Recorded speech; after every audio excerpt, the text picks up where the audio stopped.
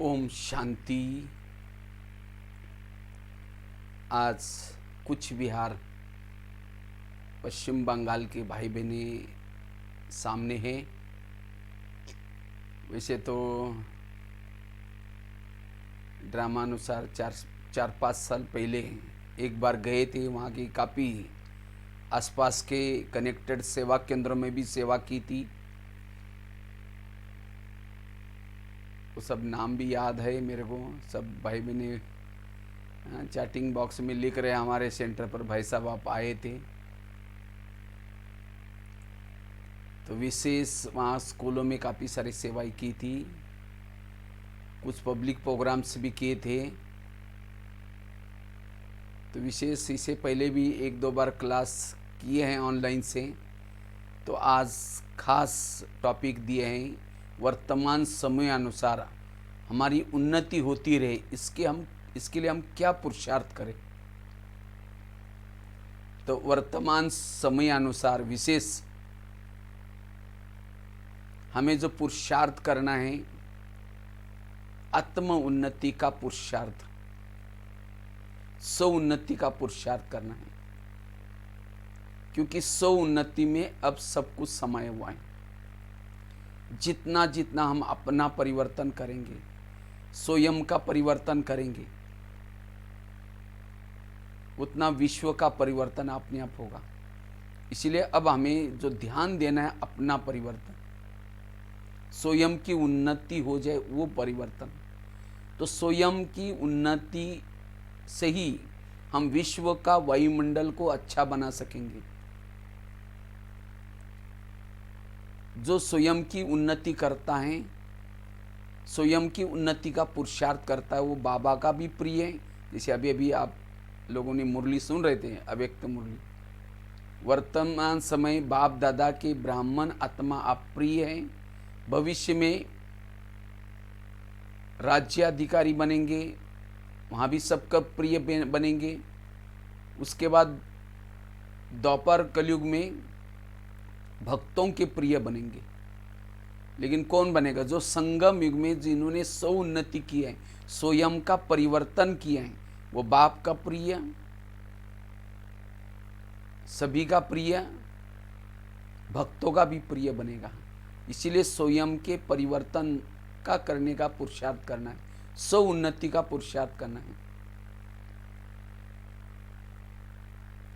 जितना हम स्व उन्नति करते सदा खुश रहते। आज का स्लोगन भी बड़ा अच्छा है, बुद्धि रूपी कंप्यूटर में फुल स्टॉप की मात्रा लगी हो तब प्रसन्न रहेंगे। प्रसन्न वही रहता है जो फुल स्टॉप करता है, और फुल स्टॉप वही लगा सकता है जो स्व उन्नति का पुरुषार्थ करता है। इसीलिए सदा अपनी उन्नति पर ध्यान देना है। स्वयं की उन्नति से संस्कारों का परिवर्तन होगा। स्वयं की उन्नति से हम आत्मा अनुभूति, परमात्मा अनुभूति कर सकते हैं। स्वयं की उन्नति से सदा संपन्न रहेंगे, भरपूर रहेंगे। जो स्वयं की उन्नति का पुरुषार्थ करते हैं, वो निरंतर कर्म योगी बन करके रहेंगे। उनका समय संकल्प सब सफल होता जाएगा। जितना हम स्व उन्नति का पुरुषार्थ करते हैं, हमें हमारे कर्मों में निखार आएगा। स्वयं की उन्नति से ही हम अपने आसपास में गुण और शक्तियों की अनुभूति करेंगे। संगम युग में जिसके जीवन में गुण और शक्ति है, माया दुश्मन से उसकी रक्षा होगी। विकारों से रक्षा करने के लिए हमारे आसपास में गुण और शक्तियां चाहिए। लेकिन गुण और शक्तियों का आधार है स्वयं का परिवर्तन। इसलिए अब हमें स्व उन्नति का पुरुषार्थ करना है, और इससे हमारा भविष्य का ऊंचा पद होगा। स्वयं के परिवर्तन के आधार से पद होगा। जो स्वयं की स्थिति को शक्तिशाली बनाता है, स्वयं की उन्नति का पुरुषार्थ करता है, सेवा उसके पीछे है, सेवा उसके लिए परछाई है। बाबा कहते हैं सिर खुजलाने का भी टाइम नहीं मिलेगा, इतना व्यस्त रह जाएंगे। तो ये सेवा मेरे पास आए, इसके लिए स्वयं का परिवर्तन करना। हमें सेवा के पीछे नहीं जाना है, लेकिन जब हम अपना उन्नति का पुरुषार्थ करते हैं, सेवा ऑटोमेटिकली मिलेगी। स्वयं की उन्नति वाला निरंतर सेवादारी है, निरंतर योगी है।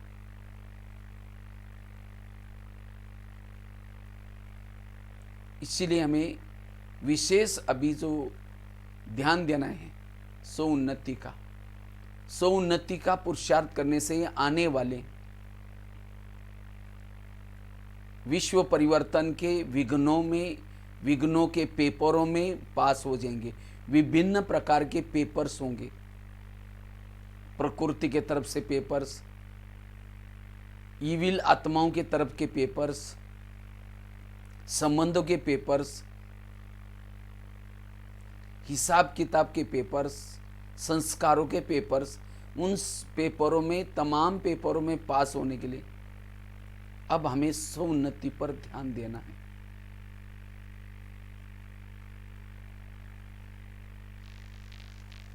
तो कौन सा ऐसा पुरुषार्थ करना है जो मेरी उन्नति, स्व उन्नति होती रहे? तो स्व उन्नति का सबसे पहला फाउंडेशन है, आधार है, सदा निराकारी आत्मा के स्वरूप में स्थित रहना। जितना आत्माभिमानी स्थिति में रहेंगे, हमारी स्व उन्नति होती रहेगी। क्योंकि आत्माभिमानी स्वरूप में रहने से शिव बाबा से हम कनेक्ट रहते हैं। जितना आत्माभिमानी स्थिति में रहते, बाबा से कनेक्ट रहेंगे। आत्माभिमानी स्थिति में रहने से ही बुद्धि का लंगर इस संसार से उठ जाएगा।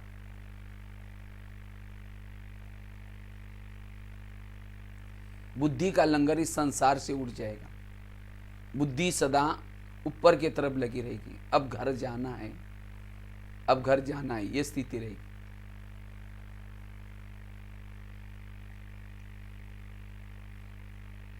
इसलिए बाबा हर मुरलियों में कहते, बच्चे आत्मा समझो, आत्माभिमानी बनो।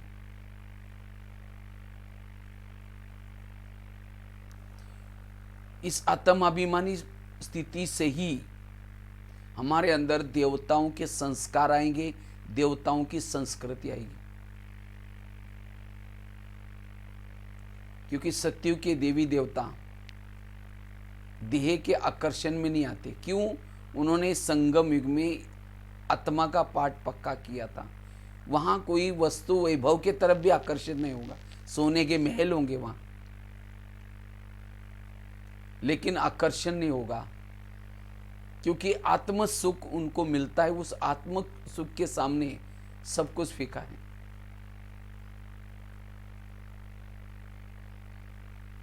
नष्ट मोहा स्मृतिर लब्धा, ये स्थिति रहेगी आत्माभिमानी स्थिति से। इसलिए बाबा कहते, बच्चे ये पहला सबक पक्का करो। इससे निरंतर हमारे से वाइब्रेशंस फैलते रहेंगे। इससे हमारे अंदर सभी गुण और शक्ति आएगी। इसीलिए बार बार इस पाठ के ऊपर हमें क्या करना, ध्यान रखना। इससे हमें अपने अंदर के कैसे भी संस्कार हैं, उस संस्कारों को परिवर्तन कर सकेंगे, जीवन की सभी समस्याओं का समाधान कर सकेंगे आत्मिक स्थिति से। इसीलिए हर मुरली में, रोज की मुरली में खास इस पॉइंट को बाबा ज्यादा रिपीट करता है। क्योंकि इसके बिना, आत्माभिमानी स्थिति के बिना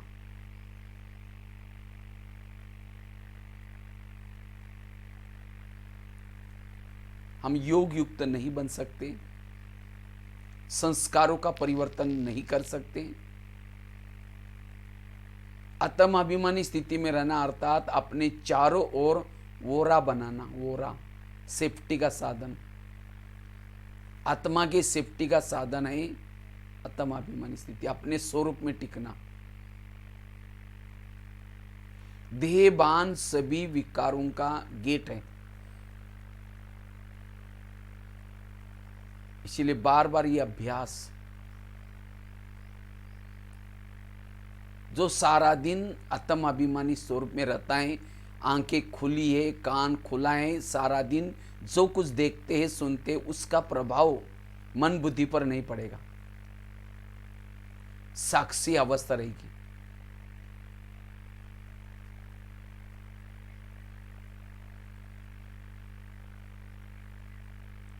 ये स्व उन्नति का मूल अभ्यास है। जिन्होंने इसकी मेहनत की है, आत्माभिमानी की मेहनत, वो बाकी सारी मेहनत से छूट जाता है। ये हमारे पुरुषार्थ का फाउंडेशन है।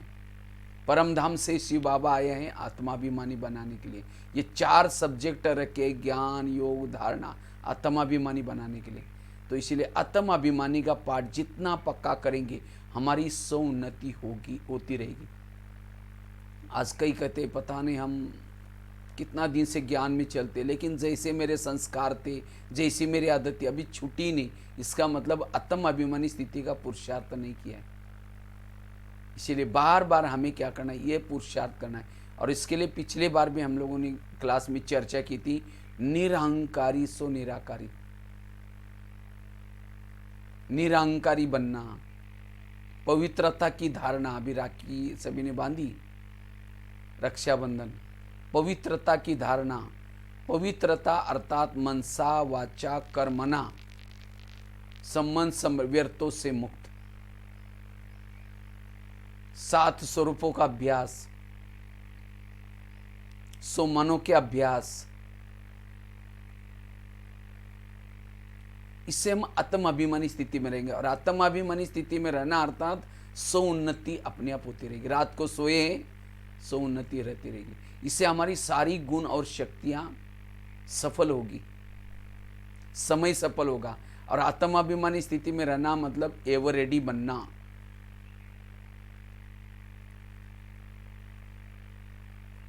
भविष्य में सभी पेपरों में पास होने का आधार है ये आत्माभिमानी स्थिति।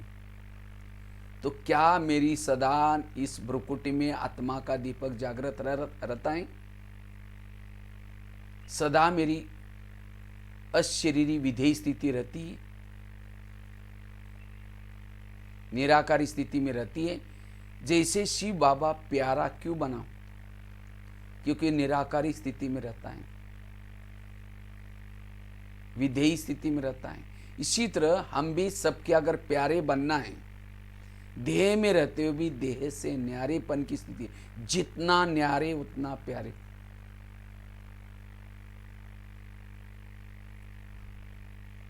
और इससे सेवा होती रहेंगी। कृष्ण अर्जुन को कहता है, अर्जुन अब तुम सूर्य बनो, सूर्य। इसी तरह अब हमें अंतिम समय में ये सूर्य वाली स्थिति, सूर्य अर्थात निराकारी स्थिति, जो मूल स्वरूप में जैसे हम उतरे थे उस स्वरूप में टिकना। इससे हमारे बीच के जो भी कुछ गलतियां की, विकर्म की, ऑटोमेटिकली कम होते जाएंगे। बिंदु स्वरूप अशरीरी स्थिति में रहने से नए प्रकार के विकर्म नहीं होंगे, और जो किए हैं वो भी कम हो जाएंगे। क्योंकि इस स्थिति में रहने से हमारी वो ज्वाला स्वरूप स्थिति है, सदा निरंतर बाबा के साथ कनेक्ट स्थिति है, लगन में मगन वाली स्थिति है। और इस स्वरूप में टिकने वाला बाबा के बिना कहीं भी प्रभाव में नहीं आएगा, वस्तु वैभव व्यक्ति के प्रभाव में नहीं आएगा। एक बाबा के स्नेह में खो जाएगा, लगन में मगन रहेगा। और इससे आपके कर्मों में कौशलता आएगी, क्योंकि लगन में मगन है। मान अपमान निंदा स्तुति में भी समान रहेगा। तो स्व उन्नति का आधार है आत्मिक स्थिति में रहना। दूसरी बात है, अगर हम अपनी स्व उन्नति करना चाहते हैं, उसके लिए पर चिंतन की बातों से बच करके रहना। पर चिंतन स्व उन्नति में बाधक है, क्योंकि पर चिंतन करने से वायुमंडल खराब हो जाता है। पर चिंतन करने से आपस में संबंधों में कड़वाहट आती है। पर चिंतन करने से वायुमंडल खराब हो जाता है। इतना ही नहीं, सो मान में सो धर्म में नहीं टिक सकेंगे।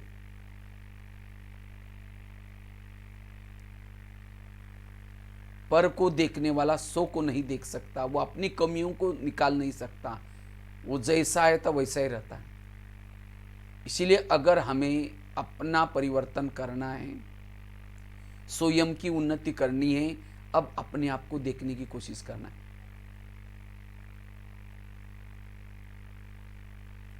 विश्व को परिवर्तन करना, दूसरों को परिवर्तन करना, ये ठेका बाबा का। मेरा ठेका है मुझे अपने आप को परिवर्तन करना। जो परचिंतन करता है अमूल्य समय वेस्ट गवाता है।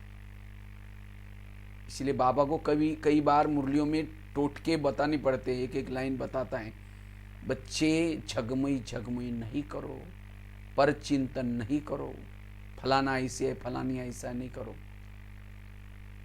क्योंकि ये करने वाला आत्मचिंतन, परमात्मा चिंतन, अपना चिंतन नहीं कर सकता, औरों का ही चिंतन करता है।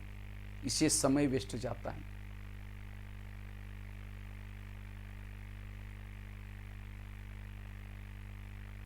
इसलिए स्व उन्नति के लिए सामने से कोई आता है, मन कहता है बेकार है, ये अच्छा नहीं, इन्होंने हमको धोखा दे दिया है। मन कहता है, आत्मा चुपचाप सुनती रहते हैं। ये कमजोर आत्मा है। इसीलिए तुरंत मन से बात करो, हे मन, जिसके लिए तुम ऐसा बोल रहे हो वो तो मेरा भाई है। तुमने उनके लिए निगेटिव सोच सोच करके हमारी दूरियां बनाई। खबरदार अगर उसके लिए ऐसा बोला तो, जिसको भगवान कहता है मीठे बच्चे, और तुम उसके लिए ऐसा वैसा बोलते। तुरंत मन संकल्प भी खत्म करो, तब हमारी वृत्ति नहीं बनेगी, भावना। क्योंकि अगर एक दो व्यक्ति के प्रति भी आपकी वृत्ति निगेटिव है, वैसा ही वाइब्रेशन फैलेगा। मनसा सेवा नहीं कर सकेंगे, सारी स्थिति हमारी बिगड़ जाएगी। इसलिए पर चिंतन से बचना। ये अब अंतिम का समय पर चिंतन करने के लिए नहीं। जैसे 84 जन्मों की सीढ़ी उतरे नीचे 5000 साल लगे, अब सीढ़ी के ऊपर चढ़ना है। कितना दिन है? एक जन्म है, वो भी अभी थोड़े दिन मिले हैं। एक जन्म सबको नहीं मिले। थोड़ा योग लगाए, सीढ़ी ऊपर चढ़ गए, थोड़ा सा सेवा की, सीढ़ी ऊपर चढ़ गए, थोड़ा सा अमृत वेला किया, मुरली सुनी, सीढ़ी ऊपर चढ़ गए, थोड़ा सा बैठ करके पर चिंतन किया, जितनी सीढ़ी चढ़े थे फिर नीचे। यही करते रहेंगे, थोड़ा योग लगाएंगे, ऊपर चढ़ेंगे, फिर नीचे उतरेंगे, ऐसे करते रहेंगे तो समय पूरा हो जाएगा। जो जहाँ तक पहुँचे बीच में लटक जाएंगे, ऊपर तक, पहले जन्म तक नहीं पहुँचेंगे। इसीलिए मुझे कोई ऐसा काम नहीं करना जिसे मैं सीढ़ी नीचे उतरूं, और पर चिंतन करने से सीढ़ी नीचे उतरते। पर चिंतन करने से संगठन से दूर हो जाते हैं, दरारें आ जाती हैं। इसीलिए कोई बहनों की, कोई सेंटर की, कोई इधर उधर की बातें सुनाता है, उसको हाथ जोड़, प्लीज भाई मुझे ऐसी बातें बंद सुनाएगा।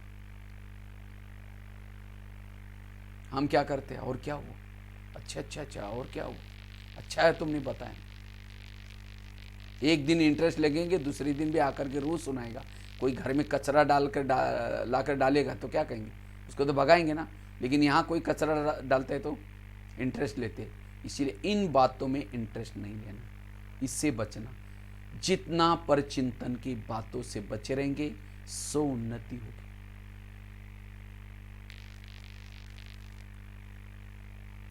सो उन्नति का आधार है सो चिंतन। पर चिंतन पतन की जड़ है।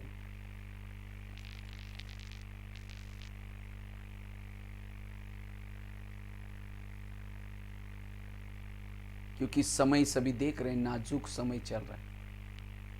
हमें तो 63 जन्मों के विकर्मों को कम करना है, भक्तों को सकाश देनी है, संस्कारों के परिवर्तन करना है, प्रकृति का परिवर्तन करना है।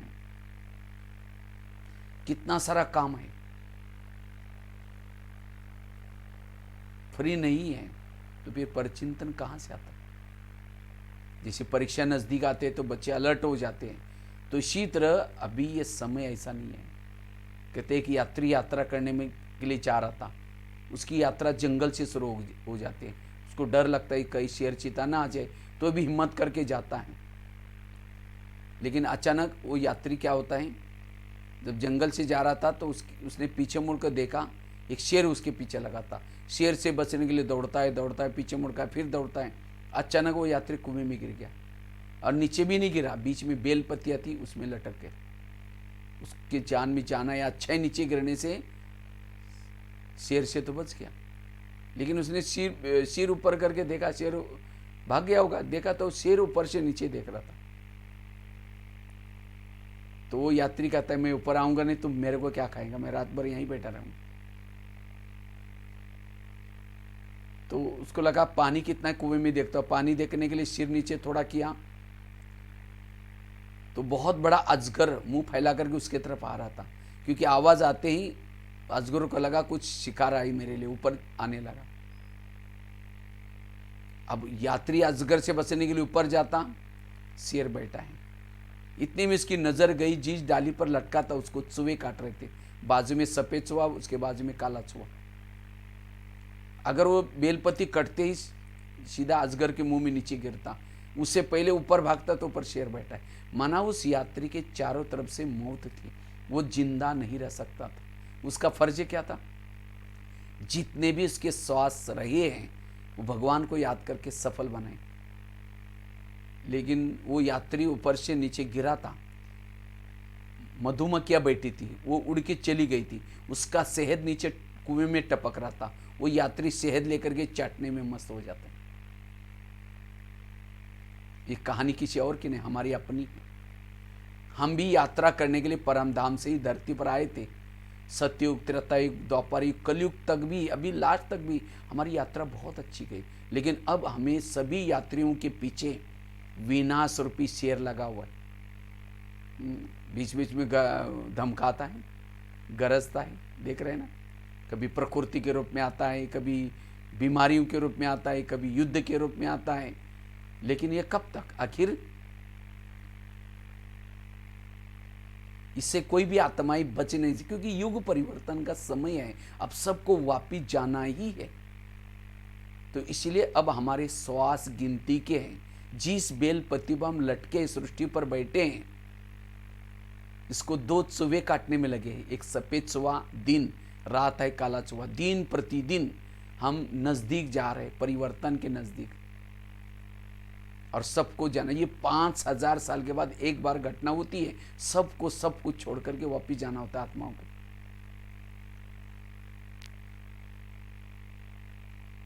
तो हमारी गिनती के ऊपर से विनाश, नीचे से अजगर मतलब ज्वालामुखी मुंह फैला करके शहर के शहर अंदर जाएंगे, धरती फटेगी। तो इसीलिए अब हमारी श्वास गिनती के। तो उस यात्री का फर्ज क्या था? भगवान को याद करके सफल बनाए समन। लेकिन उसने क्या किया? शेर चाटने में लग गया। इसी तरह जबकि हमें सब कुछ जानते हैं तो भी हम क्या कर रहे हैं? जैसे वो यात्री शेर चाट रहा था तो हम भी क्या कर रहे हैं? पर चिंतन कर रहे, तेरी मेरी कर रहे हैं। कोई ने व्हाट्सएप की बातों में लगे, कोई टीवी के बातों में, कोई धन कमाने में, कोई क्या क्या करने में लगे। इसीलिए बाबा कहते बच्चे अब समय कम है, अपना समय इन बातों में नहीं लगाओ। हो सकता आज ही कुछ होने वाला था मेरे साथ, लेकिन बाबा को रहम आता है, इस बच्चे का भविष्य के लिए कुछ जमा नहीं है, तो बाबा चाहता है कि इसको आज का दिन मैं जिंदा रखता हूं। आज के लिए मेरे लिए सृष्टि को रोका है। बाबा कभी कहते थे प्रकृति के 5 तत्व मुझे आकर के रोज पूछते हैं, बाबा कब चालू करें हम अपना काम? बाबा कहते नहीं नहीं, ठहरो ठहरो। बाबा कहते आखिर कब तक? वो प्रकृति भी अपना खुद मनमर्जी करना शुरू करेगी। इसीलिए अब तैयार हो जाओ। इसीलिए मुझे अब परचिंतन करने में, तेरी मेरी करने में और बातों में टाइम नहीं गंवाना है। इसका भी भगवान हिसाब लेगा। तुमको मैंने जिंदा रखा था, लेकिन तुमने उस समय को कैसा यूज किया। ये सारे वीडियोग्राफ्स, फोटोग्राफ्स बाबा के पास होते हैं, हम क्या क्या करते हैं। इसीलिए अब अपना समय सोचिंतन में लगाना है, पर चिंतन की बातों से बचना सौन्नति का आधार है। तीसरी बात है, अगर हम अपनी सौन्नति करना चाहते हैं, जितना श्रीमत प्रमाण चलते हैं, जितना बाबा के श्रीमत प्रमाण चलते, सौन्नति होती जाएगी। आंखें बंद करके जो बाबा ने कहा है वो करना है, उसको कहेंगे निश्चय बुद्धि विजयंती। लेकिन अभी भी हमारे पर बाबा के ऊपर, बाबा कहते हैं बाप के ऊपर निश्चय, ड्रामा पर निश्चय, स्वयं के ऊपर निश्चय, परिवार के ऊपर निश्चय। ये निश्चय का फाउंडेशन, निश्चय बुद्धि किसको कहेंगे? जो बाबा कहता है वैसा चलने वालों को कहेंगे निश्चय बुद्धि। अभी भी क्वेश्चन करते, जैसे कृष्ण गीता का ज्ञान सुनाता है तो अर्जुन क्या करता है?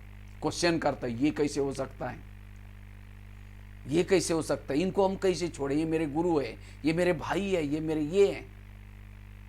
18 दिन क्वेश्चन करता रहा, आखिर कृष्ण ने अपना रूप दिखाया, मैं तुमको कहने वाला कौन। ये संगम युग की यादगार की बातें आज हमें बाबा कितना 80-84 वर्षों से पढ़ा रहे हैं, तो भी हम कहते नहीं नहीं, हम गृहस्थ में रहते ना, ये कैसे कर सकते ना, ये क्या कर सकते ना। बाबा कहते हैं तुमको कहने वाला मैं कौन हूं। इसलिए जो कहा हाँ जी, जैसे मम्मा बाबा जो कहता था हाँ जी करती थी, जी बाबा। इसी तरह अगर मुझे अपना परिवर्तन करना है, मुझे बाबा जो कहता है, जो श्रीमत देता है, उसके लिए हाँ जी। ये श्रीमत प्रमाण चलने से ही हमारा परिवर्तन होगा। इतना दिनों से मनमत प्रमाण चले, परमत प्रमाण चले, नीचे उतरते गए। शास्त्रों के मत, ग्रंथों के मत, गुरुओं के मत, लोगों के मत, और श्रीमत केवल अब हमें संगम युग में मिलता है। मुरली का एक एक पॉइंट ये हमारे लिए श्रीमत है। इससे हमारी उन्नति होगी। बाबा के श्रीमत के आधार से चलने वालों का जिम्मेवार बाबा है। जो मन मत परमत प्रमाण चलने वालों का जिम्मेवार वो खुद है। परिवर्तन नहीं हो रहा है, जरूर कुछ ना कुछ मन मत परमत मिक्स हो रहे हैं। इसलिए जितना श्रीमत का पालन करेंगे, उसके लिए लोक लाज नहीं। लोग इस संसार में ऐसे हैं, घोड़े पर बैठने में नहीं देंगे, पैदल चलने में नहीं देंगे। इसीलिए कहते हैं सुनो सबकी, करो मन की नहीं श्रीमत की। और जितना श्रीमत प्रमाण चलेंगे, स्वयं की उन्नति होगी। बाबा जो कहता है हमारे कल्याण के लिए कहता है। सीता ने श्रीमत के अंदर मन मत मिक्स किया, कितना दुख सहन करना पड़ा। इसीलिए कोई भी कार्य करता है वेरीफाई करना। बाबा कहते हैं सोचने से पहले सोचो, क्या ये बाबा का श्रीमत है। इसलिए जितना जितना श्रीमत प्रमाण चलेंगे, चाहे बोलने के लिए, देखने के लिए, खाने, हर बात के लिए बाबा ने श्रीमत दिए हुए। तो श्रीमत सो उन्नति का आधार है। इसको कहेंगे निश्चय बुद्धि विजयंती। कितनी बातें हो गई। एक तो आत्म अभिमानी स्थिति के अभ्यास से हमारी सौन्नति होती रहेगी। दूसरी बात बताई, पर चिंतन की बातों से बचे रहेंगे, सौन्नति होती रहेंगी। तीसरी बात बताई, जितना श्रीमत प्रमाण चलेंगे, सौन्नति होते रहेंगे। चौथी बात है, जितना हम सहनशील बनते रहेंगे, उतना हमारी सौन्नति होगी। हमें सब कुछ सहन करना है, क्योंकि सहन करने से व्यर्थ संकल्प से बच जाएंगे। सहन करने से जीवन में निर्विघ्न बन सकेंगे। हमारे जीवन में जो विघ्न आते हैं, समस्या आते हैं, क्यों आते हैं? सहन शक्ति की कमी के कारण। इसीलिए सहन शक्ति को बढ़ाना, सहन कौन कर सकता है? जो जीवन में सदा सकारात्मक सोचता है, पॉजिटिव सोचता है, समर्थ सोचता है, वो सहन करता है।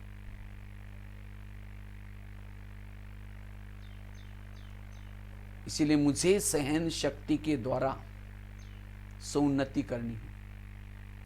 जो सहन नहीं करता, भले योग में बैठा है तो भी उसका योग नहीं है। बैठा योग में, लाल लाइट चल रहा है, गीत बज रहा है, शुरू करेंगे मैं आत्मा हूँ, शांत स्वरूप हूँ, फिर कहेंगे मेरे को उन्होंने क्यों बोला, फिर कहेंगे ठीक है मैं आत्मा हूँ, फिर कहेंगे 15 दिन पहले भी तो बोला था, फिर कहेंगे मैं आत्मा हूँ, फिर कहेंगे सबके बीच में क्यों बोला।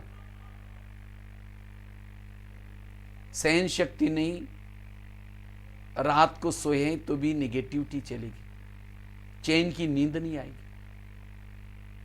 आजकल दुनिया में सहन शक्ति की कमी के कारण लोग पेन किलर की दवाई खा रहे, कोई तो ड्रग्स करते, कोई नशा करते, तनाव बढ़ता जा रहा है, टेंशन बढ़ता जा रहा है। क्यों? सहन शक्ति की कमी। इसलिए मुझे अब बाबा ने इतना सारा ज्ञान विस्तार से बताया, ड्रामा का ज्ञान, कर्मों का ज्ञान, जो हुआ चाहिए सारा ज्ञान, किस लिए? मन को चुप रखने के लिए। No question, no correction, no quotation, no opposition, मन चुप। और जिनका मन चुप रहता है वो है व्यर्थों से मुक्त।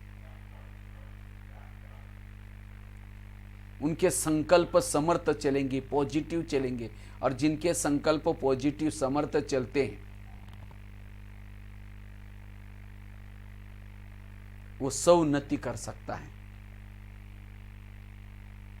शुद्ध वाइब्रेशन फैला सकता है। और सहन शक्ति से बाकी शक्तियों का कनेक्ट है। जितना सहन शक्ति आएगी बाकी सारी शक्ति आएगी। सहन शक्ति बड़ी बहन है, बाकी शक्तियां उसकी छोटी बहन है। सहन शक्ति आने से परखने की शक्ति, सामना करने की शक्ति, निर्णय शक्ति, सारी शक्ति आएगी। और जिसके जीवन में शक्तियां गुण है वो है मास्टर सर्वशक्तिमान, वो विजय बनेगा। इसीलिए अगर मुझे सौन्नति करनी है, संकल्प के लीकेज को बंद करना है, सहन करना है। सहना यही गहना है। बाकी गहने पहनो नहीं पहनो, लेकिन सहन शक्ति का गहना पहनो। इसीलिए बाबा को स्लोगन बताना पड़ा, बुद्धि रूपी कंप्यूटर में फुल स्टॉप की मात्रा, फुल स्टॉप वाला ही सहन कर सकता है। लेकिन फुल स्टॉप कौन लगा सकता है? जिसके बुद्धि में ज्ञान का फुल स्टॉक है, ड्रामा का ज्ञान है, कर्मों का स्पष्ट ज्ञान है, जो हुआ चाहिए ज्ञान है, अब घर जाना ये ज्ञान है, सारा नॉलेज फुल स्थिति वाला ही फुल स्टॉप लगा सकता है। फुल स्टॉक वाला फुल स्टॉप लगा सकता है। और जिसके पास नॉलेज के अथाह पॉइंट है वही पॉइंट स्वरूप में स्थित रह सकता है, प्रसन्न रह सकता है। सहन शक्ति वाला प्रसन्न रह सकता है, निर्विघ्न रह सकता है। अभी गणेश का त्योहार आ रहा है। भारत में जब रक्षाबंधन होता है, उसके बाद जन्माष्टमी होती है, उसके बाद आता है गणेश चतुर्थी। गणेश को कहते हैं निर्विघ्न का देवता, विघ्न विनाशक, विघ्नहारता कहते हैं गणेश को। वास्तव में गणेश जी का एक एक अंग हमने निर्विघ्न बनने की प्रेरणा देता है।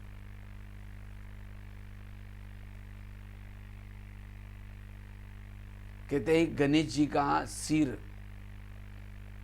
शिव जी ने काटा और हाथी का सिर लगाया। इसी तरह हमारा भी, हम अज्ञानी थे, हमारी अज्ञानी वाली बुद्धि थी, असुरी बुद्धि थी, विकारी बुद्धि थी।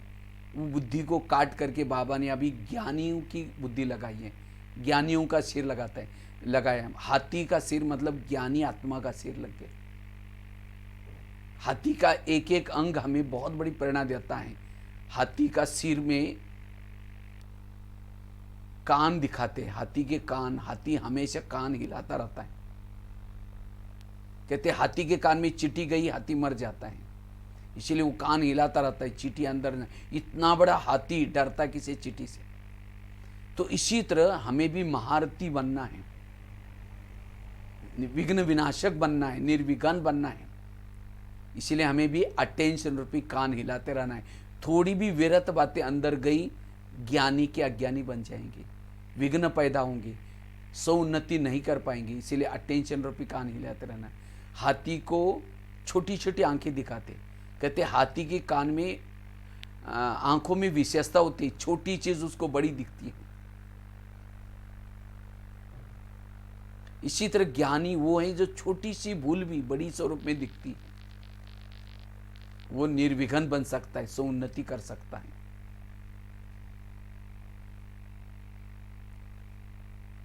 नहीं तो कोई को क्या होता है, बड़ी बड़ी भूल करते तो भी कहता है यार मैंने कुछ नहीं किया, मैं कौन सा विकर्म कर रहा हूं। इसलिए छोटी चीज को, संकल्प भी कोई गलत आया तो भी लगना नहीं आज कुछ बहुत बड़ा गलत काम हुआ। छोटी छोटी बातों का ध्यान रखना, छोटी बातों से माया घुस जाती, चूहा। इसलिए चूहे के ऊपर भी विजय मैं फूंकर मार करके कब काटेगा पता भी नहीं चलेगा। इसलिए छोटी छोटी बातों के ऊपर ध्यान, विजय प्राप्त करना। कहते हाथी सूंड से बड़े बड़े पेड़ों को उखाड़ करके फेंकता है, वो इसी सूंड से सबको नमस्ते भी करता है। हम अपने स्वभाव से अपने अंदर की असुरी संस्कारों को परिवर्तन भी करना और उसी से दूसरे को नतमस्तक भी करना, नम्रचित भी बनना, ये हमारा स्वभाव है। हाथी हमेशा क्या करता है, पैसा आता है मालिक को देता है और खाने की चीज़ें खुद खा लेता है। इसी तरह ईमानदारी, हमें भी ईमानदारी। और हाथी के पीछे अगर कोई कुत्ता पड़ता है, वो कुत्ता भौंकता है, वो दौड़ता नहीं है, अपनी चाल से मस्त होकर के चलता है। इसी तरह हमारे जीवन में कितनी भी समस्या, कोई कुछ भी कहे, लेकिन हमें अपनी चाल से चलना है, मस्त होकर के चलना है। किसी ने कुछ बोला बस संकल्प फास्ट चला है, वो नहीं। गणेश जी को पेट बड़ा दिखाते, पेट बड़ा अर्थात कोई कुछ भी कहता है अंदर संभालो, समाने की शक्ति। गणेश जी का एक पांव ऊपर है, एक पांव नीचे है, डांस करते हुए दिखाते। अब हमें भी क्या करना है, अब घर जाना है, वापिस फिर सत्युग में आना है, बस ये ज्ञान का डांस करते रहना है, खुश रहना है सदा। हद में नहीं जाना कि ये क्यों होता है, ये क्या होता है। डांस करते रहो, खुशी का वाह वाह करते रहो।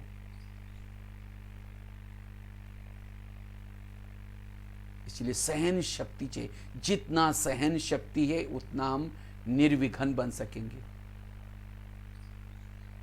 निर्विघ्न बनने के लिए सहन शक्ति चाहिए, और सहन शक्ति से उन्नति करते रहेंगे। इसे संकल्प हमारे कम चलेंगे, पॉजिटिव चलेंगे, और जिसके संकल्प कम पॉजिटिव, वो आत्माभिमानी स्थिति का अनुभव कर सकता है। आकाश के चंद्रमा को पानी में देखना है, पानी स्थिर चाहिए। परम धाम के परमात्मा को मन में देखना, हमारा मन स्थिर चाहिए। और इसके लिए सहन शक्ति, जितना सहन करेंगे, निगेटिव परिस्थिति को पॉजिटिव में लाएंगे, उतना शक्तियां बच जाएंगी, व्यर्थों से बच जाएंगी। इतना नहीं, बीमारियों से भी बच जाएंगे। आजकल जैसे बीमारी चल रही, बीमारियों से बचने का आधार है समर्थ और पॉजिटिव रहना। तो उन्नति का आधार है सहन शक्ति। कितनी बातें बताई, एक तो पहली बताई अशरीरी आत्मिक स्थिति का अभ्यास, दूसरी बताई पर चिंतन से बचना, तीसरी बात बताई अगर हम अपनी उन्नति का पुरुषार्थ करना चाहते हैं, उसके लिए श्रीमत का पालन, चौथी बात बताई सहनशील बनना, पांचवी बात आई अगर हमें उन्नति का पुरुषार्थ करना है, संस्कारों का परिवर्तन, चेक करना है मेरे अंदर अभी भी कौन सी बीमारी है। बीमारी मतलब शरीर की बात नहीं, मन के अंदर, मेरे अंदर किस प्रकार के पुराने संस्कार जागृत होते हैं। कभी कभी पुराने संस्कार जागृत होते हैं। क्यों जागृत होते हैं? अंदर अंश के वंश पड़े हैं। जैसी बीमारी होती है वैसी दवाई लेती। तो इसी तरह हमें भी बाबा के मुरलियों से वही पॉइंट्स को इकट्ठा करके उसका स्टडी करना, उसको धारण करना जो बीमारी है। नहीं तो अंतिम समय की कमाई चट हो जाएगी उस संस्कार के वश होने से। पद भी कम हो जाएगा। इसीलिए संस्कार परिवर्तन करना ये सौन्नति का आधार है। नहीं तो हम करते बहुत सारा, 15 दिन 20 दिन 1 महीना खूब मेहनत करेंगे, योग लगाएंगे, अमृत वेला उठाएंगे, ये उठे सब कुछ करेंगे, कमाएंगे, लेकिन अचानक कोई संस्कार के वश हो गए कि कमाई चट हो गई, फिर दिल शिकस्त हो जाते, फिर उठने के लिए कई 5-6 दिन 8 दिन लगेंगे। और जो संस्कार के वश में है, इंद्रियों के वश में है, वही मंडल खराब कर रहे हैं, सोना खुशी नहीं रहेगी। जैसे कोई बीमार होता है, खाना भी ठीक नहीं खाएगा, खुश भी नहीं रहेगा, उसका हॉस्पिटल में टाइम वेस्ट हो जाएगा। इसी तरह आत्मा की बीमारी होने से, संस्कार के वश होने से संगम का हमारा समय वेस्ट हो जाता है। इसलिए चेक करो कि कौन सी बीमारी अभी भी मेरे अंदर छिपी हुई है। वो क्यों संस्कार के वश हो जाते हैं? कोई ना कोई संस्कार का वो भोजन दे देते हैं हम लोग। जैसे समझो किसी के अंदर काम विकार का संस्कार है, ऐसी आत्मा अगर टीवी के द्वारा कोई गलत मूवी देखेंगे, नेट के द्वारा कोई गलत साइड में जाएंगे, कोई अश्लील गीत सुनेंगे, कुछ फोटोज ऐसे ऐसे देखेंगे, मना उस संस्कार के लिए वो भोजन दे रहे हैं, फैशन कर रहे हैं। जब वो भोजन मिल जाता है तब अंदर के संस्कार जागृत होते हैं। तो जिन बातों से मेरे संस्कार जागृत होते हैं उन बातों से मुझे बचना है।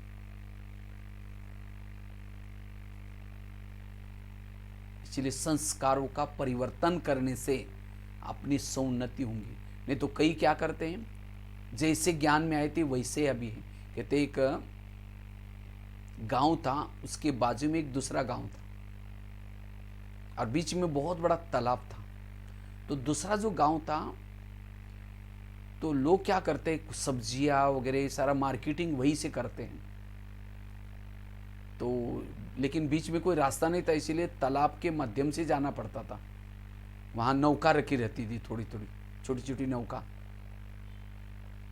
गाँव वालों ने सबने मिल करके रखी थी। जिसको जाना, अकेले जाना है, कैसे जाना है, 4-5 मिलकर जाना है, ऐसे नौका थी। तो 1-1.5 घंटा लगता था। तो 2-4 जन लोगों को सवेरे सवेरे जाना था। वो सवेरे 4, 4:30, 5 बजे निकले, नौका में बैठे, वल्ले घुमाते रहे, बातें करते रहे। जैसा दिन निकलने लगा उनको लगा अब हम पहुंच गए। जब जैसा दिन निकला तो देखा तो वही के वही। उन्होंने अरे ये क्या हो गया, हम तो यहीं हैं। देखा तो नौका के साथ जो रस्सा बांधा था उसको छोड़ा नहीं था, वो रस्सा बंधा ही पड़ा था। इसी तरह हम भी इस कलयुग के अंधेरे में इस बाबा के नौका में बैठे हैं, वल्ले भी घुमा रहे, अमृत वाला उठ रहे, योग लगा रहे, पुरुषार्थ कर रहे, वल्ले घुमा रहे। लेकिन अगर मेरे और कई तो 10 साल से 20 साल से वल्ले घुमा रहे, लेकिन अगर मेरे संस्कारों के रस्से नहीं तोड़े तो जब सत्युग का दिन निकलेगा, सत्युग आएगा, उस समय हम पता चले कि हम तो वही की वही है, वही मेरे संस्कार हैं। क्योंकि ऐसे वैसे संस्कार वाले सत्युग में कैसे जाएंगे। इसीलिए मुझे पुराने संस्कारों के रस्से को काटना है। जब तक संस्कार परिवर्तन नहीं होंगे, स्वयं की उन्नति नहीं होगी। अगर बच्चा फेल हो रहे हैं, इसका मतलब वो स्टडी नहीं कर रहा है या स्कूल में नहीं जा रहा है। इसी तरह अगर मैं बीच बीच में संस्कारों के वश होता हूँ, इसका मतलब मैंने ठीक पढ़ाई नहीं किया। इसीलिए मुझे क्या करना है, संस्कारों का परिवर्तन करना है। और उसके लिए योग, तपस्या, साधना जितना करेंगे, जितना बिजी रहेंगे, जितना नियम प्रमाण चलेंगे, संस्कार परिवर्तन। तो संस्कार परिवर्तन सो उन्नति का आधार है।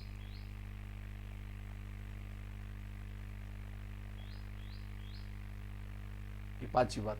छठी बात है, अगर मुझे अपनी सौन्नति करनी है, सौन्नति का पुरुषार्थ करना है, अपने स्वराज्य अधिकारी बन करके सभी इंद्रियों को अपने शासन प्रमाण चलाना।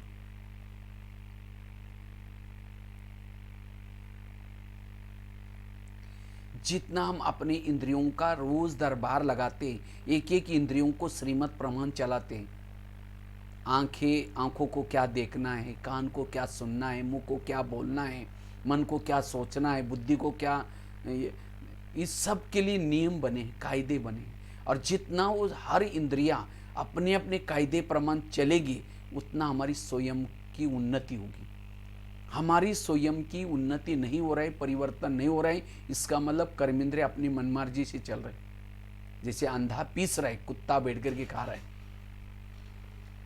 इसी तरह हम पुरुषार्थ करें, जमा करें, लेकिन इंद्रियां गवा रहे। इसलिए ब्रह्मा बाबा ने रोज अपने कर्मेंद्रिय का दरबार लगाया। इसी तरह अगर हम अपनी स्वयं की उन्नति करना चाहते हैं, परिवर्तन करना चाहते हैं, रोज कर्मेंद्रिय का दरबार लगाना और हर इंद्रियों को श्रीमत प्रमाण चलाना, ये है सौ परिवर्तन का आधार। ये है आत्म उन्नति का आधार। हमारे जीवन के प्रॉब्लम कोई व्यक्ति के तरफ से नहीं आते, कोई परिस्थिति के तरफ से नहीं आते, हमारे ही कर्मेंद्रिय के द्वारा आते हैं। अगर इस किले को जितना मजबूत करेंगे, हर इंद्रिय अपनी ड्यूटी एक्यूरेट करेंगे, हमारे जीवन में प्रॉब्लम आएंगे नहीं। प्रॉब्लम का मूल कारण है कर्मेंद्रिय की अधीनता। अगर सतयुग में उच्च पद प्राप्त करना चाहते हैं, उसका आधार है स्वराज्य अधिकारी स्थिति। स्वराज्य अधिकारी स्थिति वाले के पास ही गुण शक्तियां होंगी, वही काम क्रोध इन विकारों पर जीत प्राप्त कर सकता है। इसीलिए इस किले को मजबूत चाहिए। आप कितना भी अगर कोशिश करेंगे, आत्मा बहुत चाहती है मैं ऊंच पद प्राप्त करूं, योग लगाऊं, लेकिन कर्मेंद्रियों का सहयोग नहीं, इसलिए इस युद्ध में पराजय हो जाएंगे। इस युद्ध में विजय का आधार है कर्मेंद्रियों का सहयोग। इसीलिए रोज उनसे बातें करना। जैसे आजकल के मम्मी पापा इतने व्यस्त हो गए, तो बच्चा कहाँ जाता है, किसके संग में जाता है, क्या करता है, कुछ देखने का पूछने का टाइम नहीं। जब बच्चा गलत काम करता आंखें खुल जाते हैं, या ऐसे वैसे बच्चे ने कैसे किया, क्यों, उनको पूछने देखने का टाइम नहीं। इसी तरह आज हम भी अपने कारोबार में, सेवाओं में इतने व्यस्त हो जाते हैं, मेरी कर्मेंद्रियां, मेरी आंखें कान ये क्या कर रहे, क्या देख रहे, क्या सुन रहे, उसको पूछने का और उनसे बातें करने का टाइम नहीं। यहाँ से फ़ोन करके लंदन अमेरिका बात कर रहे, दूर बात कर रहे, लेकिन अपने इंद्रियों से बातें नहीं कर रहे। और इसीलिए इस लॉकडाउन के समय हमें क्या करना है, इस शरीर में रख करके अपनी इंद्रियों से बात करो और उनको श्रीमत प्रमाण चलाओ, तब परिवर्तन आएगा। भविष्य में राजा वही बन सकता है जिसने शरीर के इंद्रियों पर राज्य किया है। ऐसे नहीं कि कितने मेरे सेंटर्स है, कितने मेरे जिज्ञासु है, मैं कितना साल से ज्ञान में चलता हूँ, ज्ञान में चले थे, लेकिन हमें इंद्रियों पर शासन कितना किया। जितना समय इंद्रियों पर शासन करते उतना राजा बनेंगे। अधीन वाला अधिकारी नहीं बन सकता। स्वराज्य फार्मूला है, स्वराज्य अधिकारी से विश्व राज्य अधिकारी।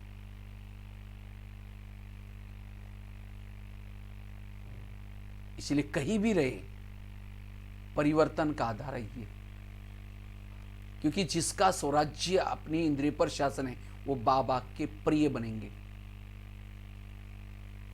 सबके भी प्रिय बनेंगे। क्योंकि माता बड़ी अच्छे, भाई बहुत अच्छा है, अच्छा मतलब उसका इंद्रियों पर संयम है। इसलिए यह पुरुषार्थ सो परिवर्तन का, सो उन्नति का पुरुषार्थ है। रोज इन इंद्रियों से बातें करना। कान से बात करो, हे मेरे कान, तुम मेरे इस राज्य की शान हो, अगर तुम ना होते मैं ईश्वरी मावक के कैसे सुनता, तुम्हारा बहुत धन्यवाद। लेकिन कभी कभी तुम व्यर्थ बातें भी सुनते हो, तो इसीलिए तुमको रखा है, अगर सुनेगा मैं तुमको सजा दूंगा। आंखों के साथ बात करो, हे आंखें तुमने सत्यम शिवम सुंदरम को देखा है, परमात्मा को देखा है क्या? उसको देखने के बाद तुम्हारा पेट नहीं भरा? तुम संसार की व्यर्थ बातें क्यों देखते हो? योग में बैठेंगे 2 मिनट के बाद, 5 मिनट के बाद आंखें बंद, और कोई नेट का इंटरनेट की कोई गलत साइट देखेंगे, बंद नहीं होगी। बस हमें बिल्कुल टक टक करके देखते हैं। रात को कितना बजे भी बैठे तो नींद नहीं आएगी उसे। अगर आंखें ज्ञान में चलती तो वो श्रीमत का पालन करती।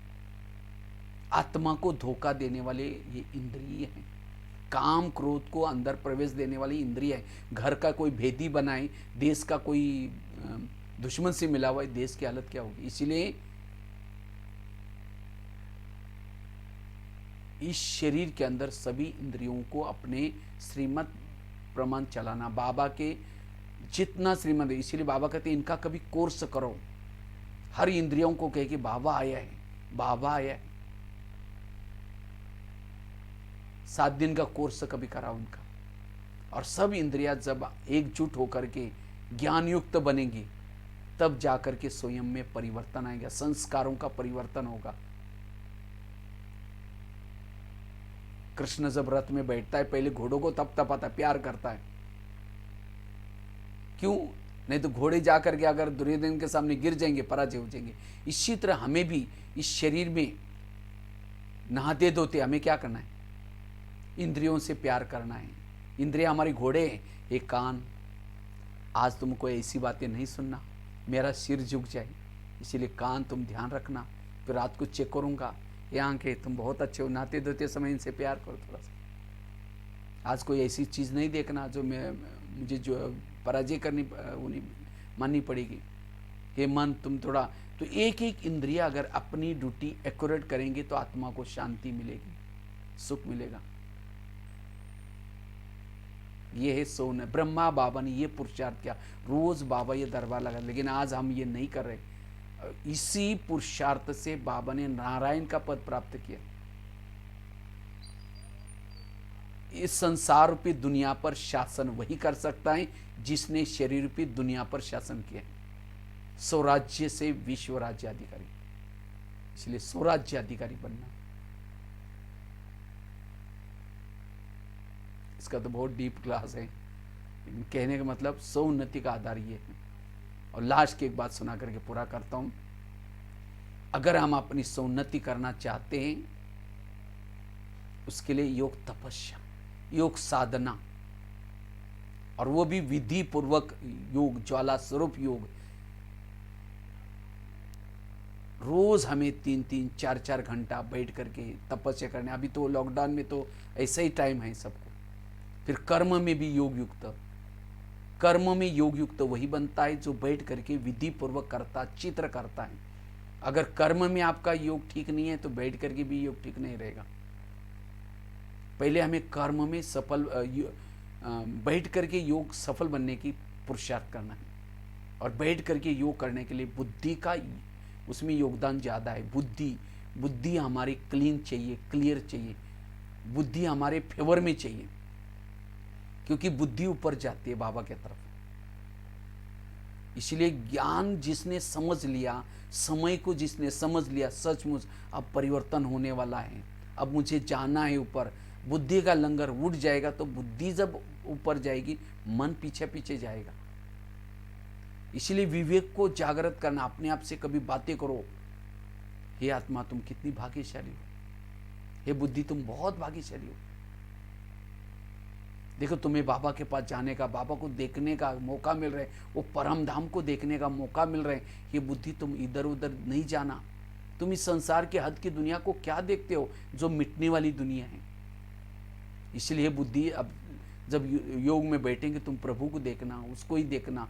चांद सूरज तारांगन के पार वो प्रभु वहाँ बैठा है, उसको देखते रहना, इधर उधर नहीं जाना। इसी तरह जब योग में बैठेंगे विवेक को जागृत होकर के बैठना। 1 घंटा अगर तुम वहाँ बैठेगी, मेरे 1 जन्म की कमाई होंगी। इसलिए इस मंत्री हमारा बुद्धि गृह मंत्री है, पूरा घर को संभालने वाला है। अगर बुद्धि ज्ञान में चलेंगी, बाकी सब उसको फॉलो करेंगे। आज जितना भी हमारी गलतियां हुई उसका कारण है बुद्धि। बुद्धि ने गलत निर्णय किया। इसलिए बुद्धि विवेक को जागृत करके बैठना। जितना योग पावरफुल करेंगे, बुद्धि जितना बाबा में के पास जाकर बैठेगी, मन उतना ही वो भी बैठेगा। मन बुद्धि अगर थोड़ा देर भी बाबा के पास बैठेंगे, इससे हमारी आत्मा के अंदर ऊर्जा आएगी, बल आएगा, आत्मा की ज्योति जागृत होगी। और इससे फिर सारा दिन वो जो हमने थोड़ा भी सुख लिया है योग के समय, इससे सारा दिन हमें अतीन्द्रिय सुख की अनुभूति होगी। और फिर बुद्धि कहीं भी इधर उधर भटकेगी नहीं, फिर वो बार बार वो जो प्रभु का मिलन किया है उसके तरफ ही जाएगी। भले हाथ से कर्म करे, कहते ना हाथ काढ़े दिल याड़े, मतलब हाथ से कर्म करे लेकिन दिल उस प्रभु के पास जाएगा। जिसने योग अच्छा किया वो कर्म योगी बनेगा, उसका हर पल सफल हो रहा है, उससे उन्नति करेगा, अपना पुरुषार्थ, रात को सोया योग लगा रहेगा, रास्ते में चल रहे योग लगा रहेगा। किसका? जिसने बैठ करके योग अच्छी सफल बनाए। इसीलिए एक तो हमें अमृत वेले को अच्छी तरह सफल बनाना है। अमृत वेले के समय मेहनत करने, रात को सोते समय कोई अव्यक्त मुरली पढ़ करके फिर सो जाओ, अच्छी तरह उपराम होकर के सो जाओ, तो अमृत वेला फिर जल्दी उठ जाएंगे। और उठ करके उस समय भी परम धाम का, बाबा का विजन सामने देख रहे, बुद्धि रूपी नेत्र बिल्कुल खुला रहे। और जितनी बुद्धि जागृत है, स्थूल आंखें तो अपने आप जागृत हो जाएंगे। जब बुद्धि रूपी नेत्र बंद हो जाता है, ये नेत्र भी धीरे से बंद हो जाता है। अब ये बुद्धि रूपी नेत्र बंद है, ये नेत्र बंद है, तो ऊर्जा कहाँ से आएगी? ऊर्जा आने वाला गेट ही बंद है। फिर सारा दिन जिसका बुद्धि रूपी नेत्र बंद है, जिसने योग में नेत्र बंद है, उसका सारा दिन बुद्धि हद में रहेगी, अर्थात देह का भान रहेगा। फिर यहाँ की जो भी बातें होती है कि फिर और सोचते रहेंगे ये क्यों हो रहा है, ये ऐसा क्यों हो रहा है, इसको बदलना चाहिए, ये तो बेकार हो रहा है। ड्रामा भूल गया, कर्म गति भूल गया, सारा ज्ञान भूल गया। ज्ञान है, समझ है, लेकिन अंधा जैसे, धृतराष्ट्र जैसे काम हो जाएगा। पर सब कुछ जानते हैं, लेकिन क्यों? क्योंकि बाबा जब दृष्टि दे रहा था उस समय बुद्धि रूपी नेत्र बंद है। इसीलिए हमें अमृत वेला अलर्ट होकर के योग करना, बाबा से ताकत लेना, साथ में क्लास के पहले योग, फिर मुरली अच्छी तरह सुनना, फिर नुमा शाम का योग, ट्रैफिक कंट्रोल, योग में इंटरेस्ट। जितना योग करेंगे हमारी सोन्नति होती रहेगी। तो सोन्नति के आधार ये 7 बातें। एक तो पहली बात बताई, अगर हमें स्थिति को निर्विघ्न बनाना है, शक्तिशाली बनानी है, सबसे पहली बात है आत्माभिमानी का स्थिति का अभ्यास। दूसरी बात बताई पर चिंतन से बचना। तीसरी बात बताई श्रीमत का पालन। चौथी बात आई सहनशील बनना। पांचवी बात बताई संस्कारों का परिवर्तन। छठी बताई स्वराज्य अधिकारी स्थिति।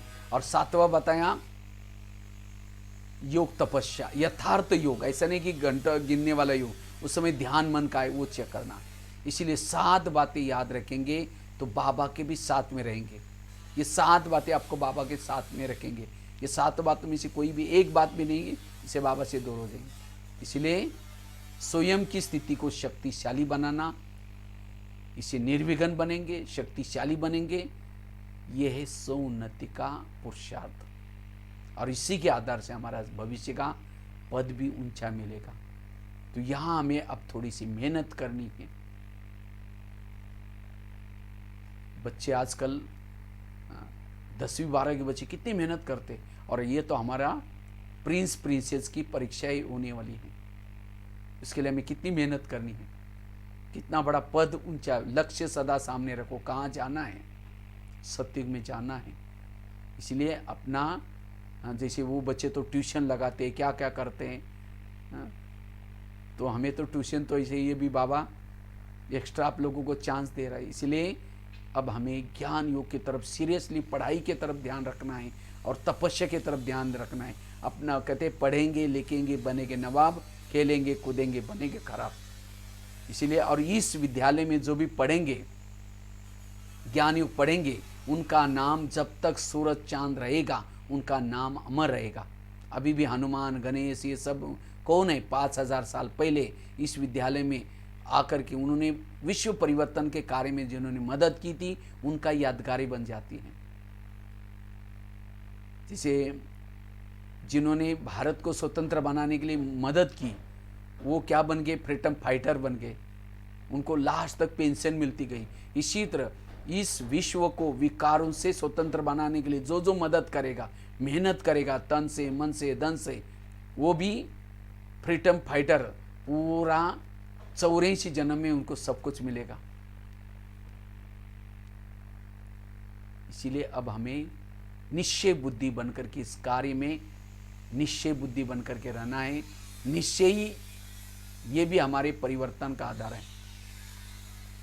ठीक है, बाकी 7 बातों को करेंगे, पुरुषार्थ करते रहेंगे, तीव्र पुरुषार्थ। इसी के साथ साथ धन्यवाद सपन बहन, सपना, चंपा बहन, जिन्होंने सेवा का मौका दिया। देखो 2-3 बार चांस मिला आप लोगों को। एक बार तो सुना ही नहीं पड़ा था। उस समय तो मैं नया नया ऑनलाइन में क्लास करता था, मुझे साइंस के साधन का कुछ पता ही नहीं था। मैं तो 1 घंटा तक करता रहा, मुझे पता ही नहीं था। फिर जब पूछा तो कहा कि भाई जी आपके तो वोट तो हिल रहे थे, लेकिन कुछ ऑडियो तो आई ही नहीं। तो हमने कहा कोई बात नहीं, भी शाम को समय टाइम दिया था, मुझे याद है। फिर शाम के समय फिर अच्छा आया। उसके बाद बीच में भी एक क्लास कराया था, और ये 4था क्लास है शायद। तो ऐसे फिर भी आते रहेंगे। इसी के साथ धन्यवाद, ओम शांति। बाकी लास्ट में 2 मिनट बाबा को थैंक्स करेंगे। देखो कितना बाबा इतनी रोज़ हमें रोज़ की ईश्वरीय महावाक्य कितने अच्छे अच्छे मुरली के द्वारा आते हैं। बाबा कहते हैं सतयुग से भी हमारा ब्राह्मण जीवन कितना ऊंचा है। सतयुग में तो पशु पंक्षी उठाएंगे, जगाएंगे, लेकिन यहाँ तो बाबा आपको जगाता है। सतयुग में तो देवता आपको पढ़ाएंगे, लेकिन यहाँ बाबा पढ़ा रहे हैं। हाँ, सतयुग से भी हमारा ऊंचा जन्म है। सतयुग का विमान तो यहीं घूमेगा, लेकिन यहाँ का विमान आपका कहाँ जाता है?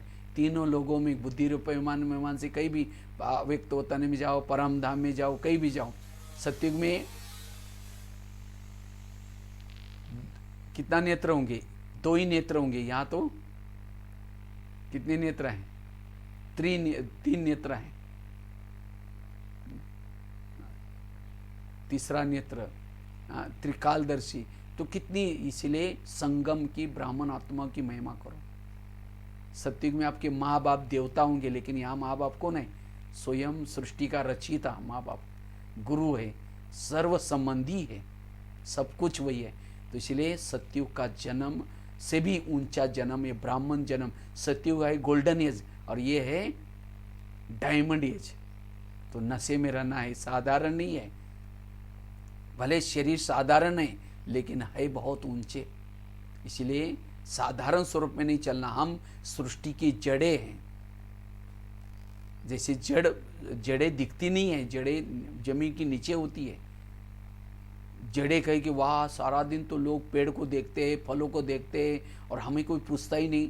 अगर हम थोड़ा ऊपर आ जाए, वो प्रत्यक्ष हो जाएंगे तो पेड़ गिर जाएगा। इसी तरह अगर हमको कोई पूछे, जितना संगम युग में गुप्त रहेंगे, उतना पूरा कल्प में प्रत्यक्ष हो जाएंगे। मम्मा कितनी गुप्त रही, लेकिन पूरा कल्प में कितनी प्रत्यक्ष है। भक्ति मार्ग में तो बहुत प्रत्यक्ष है। इसलिए संगम युग का जीवन महान है। इसलिए हमें सदा इस नशे में रहना है, तो भी हम उन्नति करते रहेंगे। ठीक है, 2 मिनट बाबा को याद करके पूरा।